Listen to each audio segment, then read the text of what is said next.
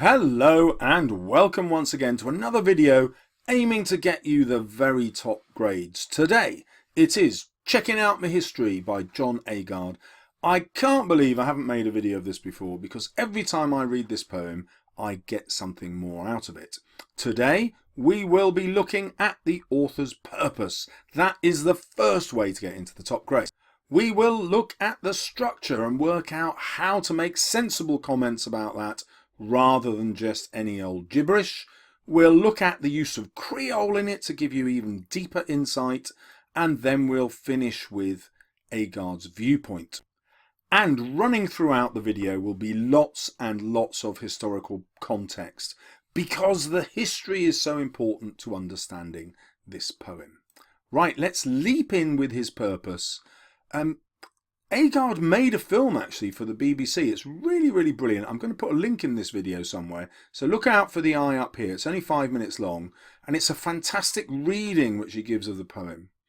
And he stages his reading in a British school. So our first question is, what has his poem got to do with schools? Well, we can see from this that he has an intended audience. He wants to change the way people learn history, and consequently he's actually written this poem with schools and teachers in mind. He's asking us, who represent, if you like, a white ruling class in Britain, and he's asking us to have a much more inclusive history, not a Eurocentric history, but an inclusive one.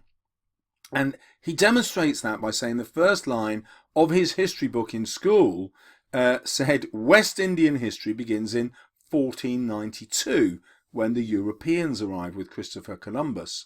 Well, why does he introduce the poem in this way?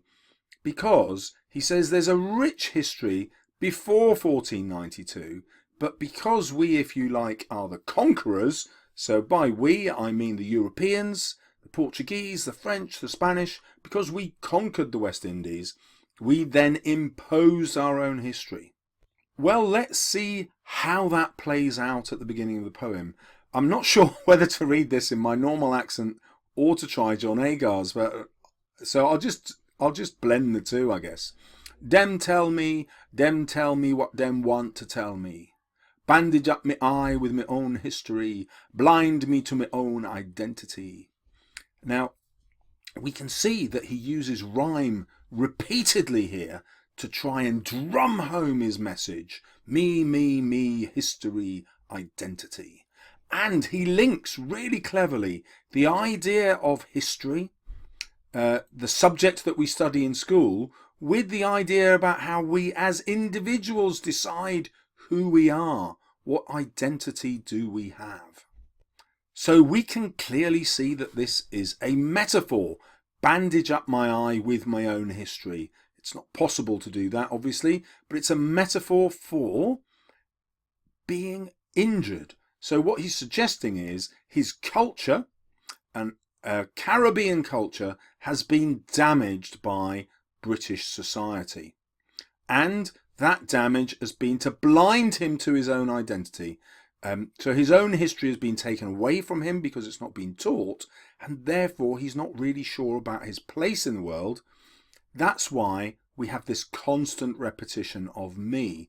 Now, obviously, me is also Creole for my here.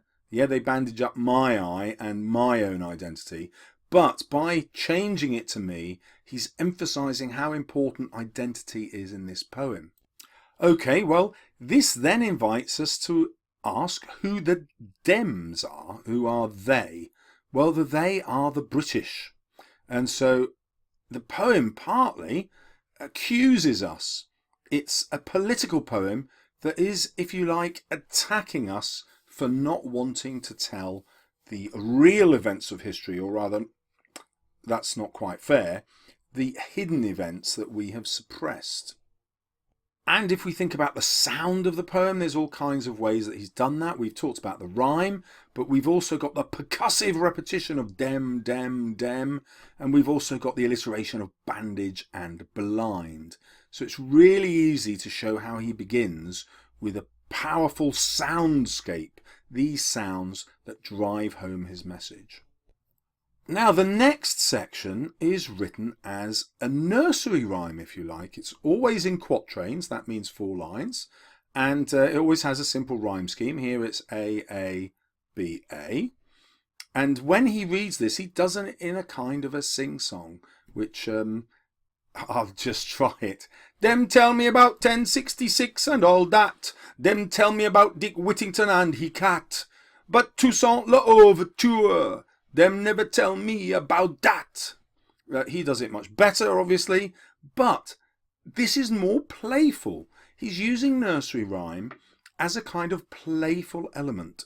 It actually has the rhythm of a calypso, and I'll talk to you about what calypso is in a minute, but it's cheerful sort of music in tone, in sound, but he does it in order to convey a serious message. So if we go back to the percussive drum-like beats that we had here, which might be quite threatening, and he's accusing us directly, he then seeks to entertain us, but also to catch us off guard by completely changing the rhythm of the poem.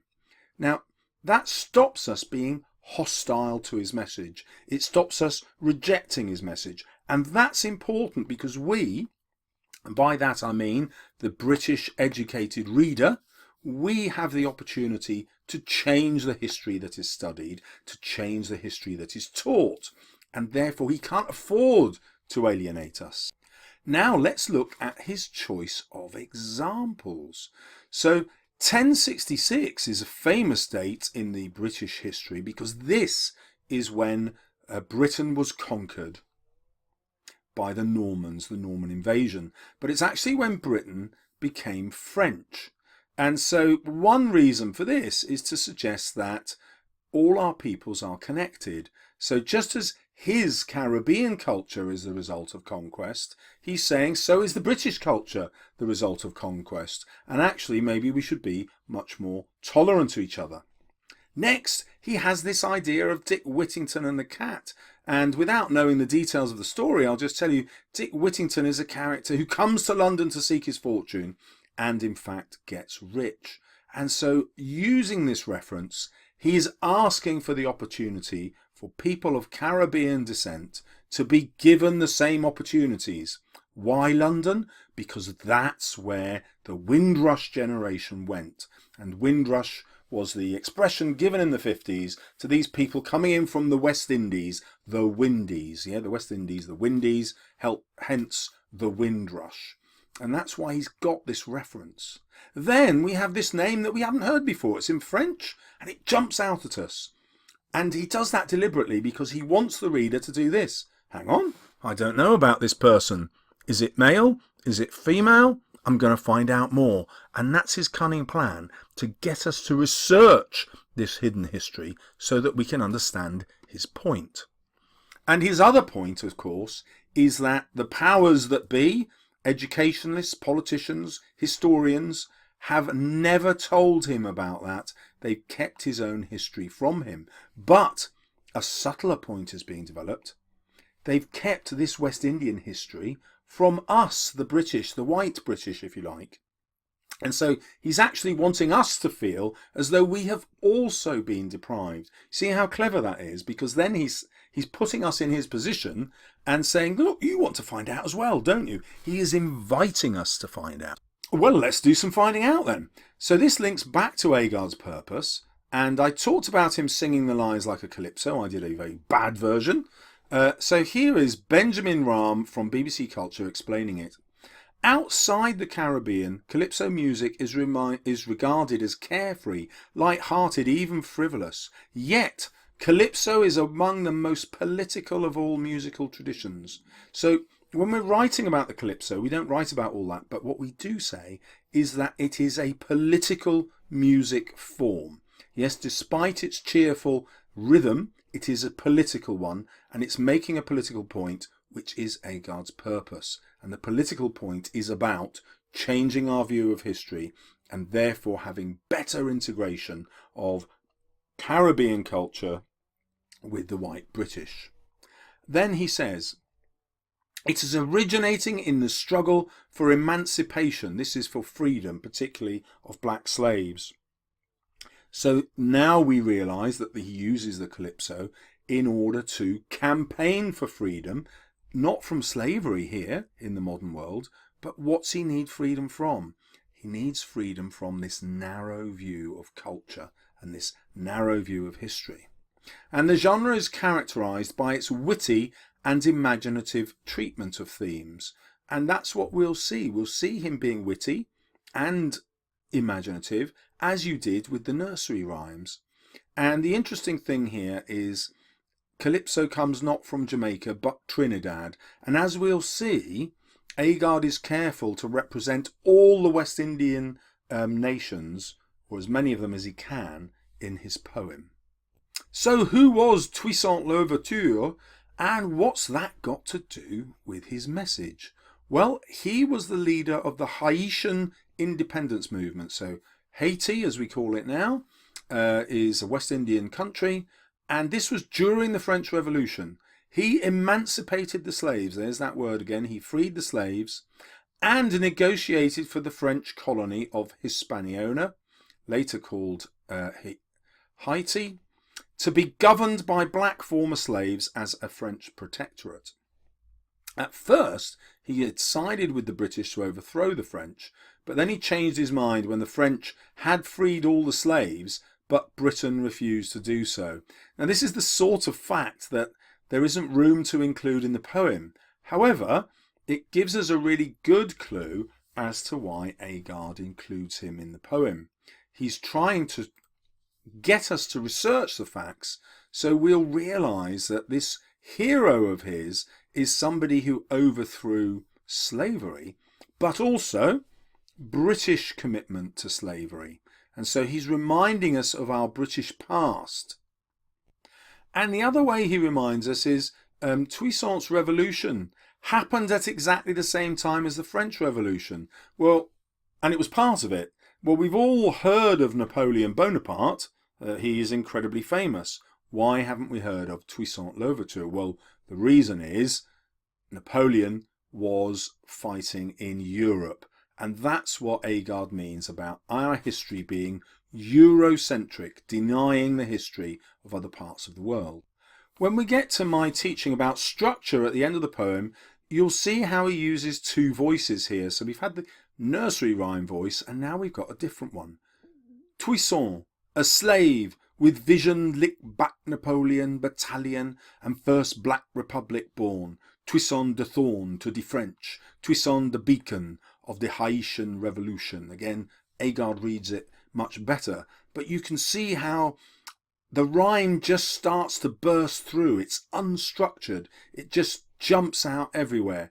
Toussaint and vision, a half rhyme. Back and black, Napoleon, battalion, born and thorn, beacon, revolution. French doesn't rhyme with anything. Well, why not? Why doesn't he rhyme French with anything? Well, because he's trying to show how the French stood out. They were anti-rhyme, if you like, because rhyme shows completeness. And although it looks an unsophisticated form, some sophisticated things are going on. So we've got this idea of the beacon, which of course is a blaze of light, and that's contrasted with black. Well, why does he do that? He's doing it to show that the black people of the Caribbean are like a beacon. So this is something, a beacon is something that you go towards. It's a symbol of hope, but it's also white. And this way, he tries to show that there isn't much difference between black and white. They're actually the same. And that comes through the brightness of the word beacon. And then the reference to revolution comes back to his purpose again. He wants not a violent revolution, but a revolution in the way we think. He wants us to revolt against our own history. Well, then maybe that's going a bit too far. Against the narrow view of our own history. He wants us to make it more inclusive. Next, we have another nursery rhyme. Dem tell me about the man who discovered the balloon and the cow who jump over the moon. Dem tell me about the dish ran away with the spoon. But them never tell me about Nanny de Maroon. So who is Nanny de Maroon? Well, she now comes from Jamaica. We're moving around the West Indian Islands. She was a leader of the Maroons at the beginning of the 18th century, an outstanding military leader who became a symbol of unity and strength for her people. And so now we've got more of Agard's purpose here. So we can argue that the poem seeks to become a symbol of unity and strength for his own people as well. So it's not just written for a white audience, it's also written for an Afro-Caribbean audience. And he's saying, look, like me, you can find out about your real history and you can have a stronger sense of identity, a greater sense of self in this predominantly white British society. Now, why else has he chosen Nanny de Maroon? Well, because she defeated the British through guerrilla warfare during the First Maroon War for 19 years. Now, why would he pick a struggle against the British? Well, because he's using it as a metaphor for the continual struggles against racism or poverty or disadvantage that Afro-Caribbean people have faced in Britain. Not everyone, of course, but as a group, as a community, if you like, they have lower socio-economic opportunities since the 50s than other groups. And then he picks her because her influence over the Maroons was so strong that it seemed to be supernatural and was said to be connected to her powers of Obeah, a form of magic and healing. And I'm really interested in this because I think Agard doesn't want his attack to be too sharp. He's actually trying to heal. So he's pointing out the great distance, if you like, between black and white, between white British and Afro-Caribbean. However, what he's saying is that that distance has closed since these times and that we are healing that distance, if you like. We're becoming closer together and therefore more whole. He speaks of her as Nanny Sea Far Woman, and he's talking here about the future, isn't he? And this is the future that he wants to bring about. It's the future of the mountain dream. And whenever you get a black writer referring to the dream here and the mountain, he's stealing the language of Martin Luther King's, Dr. Martin Luther King's famous I Have a Dream speech. He's doing it deliberately because he expects his educated readers to pick up on this reference. Yeah. So Martin Luther King, famous for demanding equality, and yet here Agard is decades later saying, look, the struggle's still not won. And that he emphasizes that with firewoman struggle. But instead of it being an outright attack, he now introduces these soft sounds, the hopeful stream to freedom river. So he asks us to imagine through this metaphor a world which is much more peaceful as a result of equality. And if we go back and look at the name of Nanny, what a British expression that is, yeah? It's comforting. And so he's emphasizing the Britishness of this dream. So rather than showing a different culture as alien, he's showing the different culture as the same as ours. You know, we are the same is what his language is suggesting. Them tell me about Lord Nelson and Waterloo, but them never tell me about Shaka the Great Zulu. Them tell me about Columbus and 1492.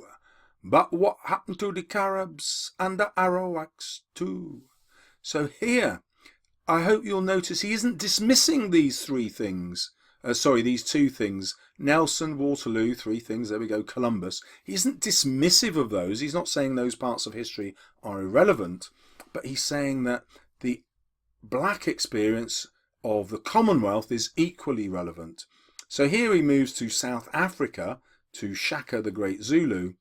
And then he goes back to the Caribbean, these tribes, the Caribs and the Arawaks, who were almost wiped out by the European settlers. And that's what he's asking here. How have we wiped out not just the people, but their history, so that this identity is no longer available to Caribbean people? So let's find out some culture. So who was Shaka Zulu? Well, he was a great Zulu king and a conqueror. During his brief reign, more than 100 chiefdoms were brought together in what's now roughly South Africa in a Zulu kingdom which survived not only the death of its founder, so Shaka Zulu, when he died, didn't all fall apart. His conquest was so complete that it carried on, but it also led to the military defeat of the British. So really, again, a symbol of rebellion. So that comes from southafricanhistory.org. But let's look at another view from Wikipedia, which gives another side to it. When his mother died, Shaka ordered that no crops should be planted during the following year of mourning. No milk, the basis of the Zulu diet at the time, was to be used, and any woman who became pregnant was to be killed along with her husband. So he's also quite savage. At least 7,000 people who were deemed to be insufficiently grief-stricken at his mother's death were executed. Cows were slaughtered so that their calves would know what losing a mother felt like. And then shortly after that, as a result of this extremism, he was assassinated by his half-brother. Now, obviously, we can argue that Agard doesn't include those details because they might argue against his message. But a more sophisticated argument would say no.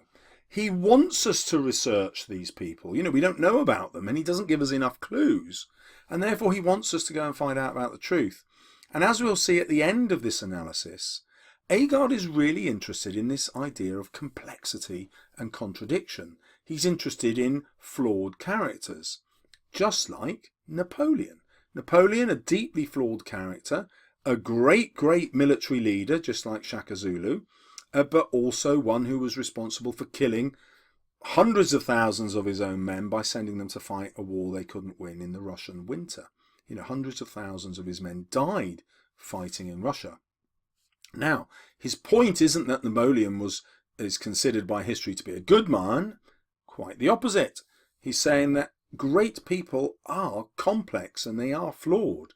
But those great people come from all walks of society and from all cultures, and we should celebrate all those cultures in our history. In other words, his poem isn't about saying a black culture is better than a white culture. He's saying that we are the same culture. Yes, we have different nuances, if you like, but actually we have the same impulses, the same strengths, and also the same flaws.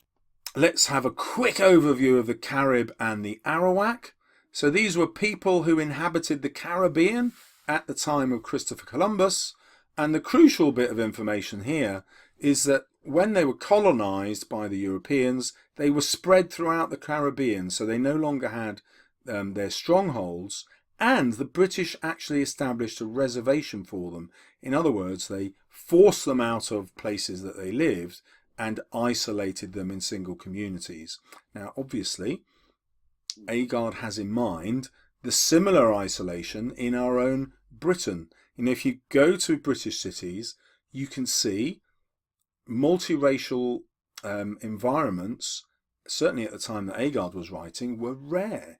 It was much more common for racial groups to end up in the same areas and for the white populations to gradually move out. And that's what happened for decades in Britain. And arguably it's only changed in the last sort of 15 and 20 years. But it hasn't changed completely. We still have areas which are predominantly inhabited by people of an immigrant culture. And it's not just that they've all moved there, that these are created by the indigenous, if you like, white people moving out. And that's what he's trying to get us to change. If we all live together, appreciate each other's cultures, then we'll have a much richer society, because it will be culturally rich with different histories interwoven, just as, he's saying, our histories were interwoven in the past. Okay, well now we get introduced to a contrast between Florence Nightingale, a hero, Robin Hood, a hero, with Mary Seacole, a hero, or heroine if you like, of whom we've never heard. And so he tells us about her. From Jamaica she travelled far to the Crimean War. She volunteered to go. And there's this idea that actually, if we go back into the Caribbean past, we'll see that they saw themselves as allies of the British, again emphasising the unity between our cultures. And even when the British said no, she still braved the Russian snow, a healing star among the wounded, a yellow sunrise to the dying. Now, the star in Western literature is always a reference to the most famous star, the star that travelled and led the three wise men to Bethlehem. And so he's deliberately making an allusion to that by suggesting that she is not just a beacon of hope, but a beacon of Christianity. In other words, she comes from the same culture as White Britain, and she then helps the British, just as he's suggesting having a Caribbean culture in Britain will enrich British society. Here are some historical details about Mary Seacole. She had a Jamaican mother and a Scottish father, and I think he's deliberately chosen a character here who isn't entirely of a different culture. He wants somebody who's from a mixed British culture and a West Indian culture to show that link much more clearly. She rode on horseback into the battlefields, even when under fire, to nurse wounded men from both sides of the war. And so we return to this image of healing that he had. Do you remember he had it with Nanny de Maroon, and now he's got it with Mary Seacole, because his poem is trying to heal the divide between our two cultures. After the Crimean War, Mary returned to London with very little money and in poor health. However, this is astonishing, look. Many soldiers wrote to the newspapers about her. 80,000 people attended a gala event in 1857 to raise money for her. 80,000! So at that point, in 1857, everyone in Britain who could read a newspaper knew who Mary Seacole was, and yet she's then been drafted out of our history. And that's a contrast that he wants to change. She was awarded a number of medals for bravery by governments from different countries, and then she actually chose to live in London and died in Kensal Green in 1881. And I think he keeps her as a final example because he wants to show how recently this happened and how not so very long ago we were incredibly welcoming of an Afro-Caribbean culture. The poem finishes with this rhyming couplet. But now I checking out my own history, I carving out my own identity. And this image here, the metaphor of carving out an identity, gives us an idea of permanence. It's something like, carving out of stone, like a sculpture. But carving as a sculpture is also a form of art. And so he wants his poem here to be permanent like a sculpture is. You can go and see famous sculptures in museums. They last for thousands of years. They get dug up out of the ground, 3,000-year-old Roman ones. And he wants the same kind of permanence with his own poem because he wants to change the future. And the future is the history that we learn at school. Okay, let's look at the structure of the poem. The poem is written as a counterpoint of two voices because they represent, if you like, the two cultures, one in the nursery rhyme and one in the Creole, written in the quatrains. And the other voice celebrates the historical characters, the ones you've just learnt about, written as a rhyming list of historical facts. And one of the reasons he probably rhymes them is to make them more memorable, because he wants us to remember these historical figures and go away and research them, just as you have done by watching this video. Why does he use Creole? Well, Agard himself says it's about taking a pride in language, not in just his own language, but language generally. And that's why I decided that I'll try and read it in the way that he wrote it, because he would like us, the reader, to take pride in that language as well. Not to say, oh, this is a foreign way of speaking, this is a dialect of Creole that we can't do. He wants us to actually participate in it so that it will enrich our language. And then notice how many of the figures had to deal with the British. So although Creole is a French word, all of the characters that he's presented to us had a deep relationship, either in unison or in attack with the British, because again he's trying to show what a powerful influence we had on Afro-Caribbean society.